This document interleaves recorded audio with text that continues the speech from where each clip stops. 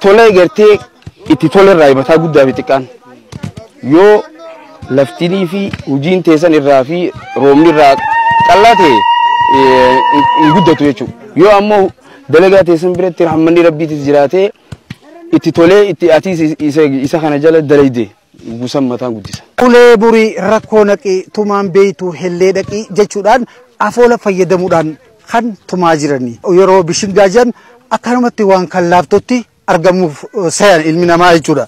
Garuu bishingaan baatii meeqa qotamee erga biqilee booda achirratti akaafamuudhaan haamni godhamee san booda achirraa erga guddatee booda agaaddii booda haamanii shalabanii uuda geessuudhaan akka amma argaa jirtan kanatti ulee muratanii tumuudhaan callaasaa gama boollaatti kan deebisan jechuudha. Kanaa wajjin qabatee qotee bulaan keenya tumuu qofa osoo hin ta'in galmii nuti akka as dhufnu godhee yoo kan jiraatu taate hojii bara 2017 bara dhufuutiif qophii maal akka godhan irratti dubbisuufi kunoo akkuma ooruu tana dhufnee agarretti duruun qaraa buqqisanii qophii bara 2017 bara dhufuutiif qophii taasisaa akka jiran arguus dandeenyee jirra.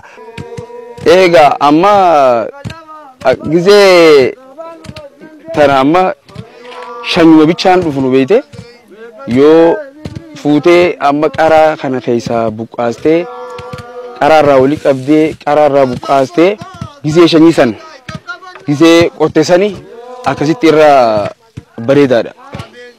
Yoo bona kana dalayde gizee gannaa san akkasitti bu'aa fidaa.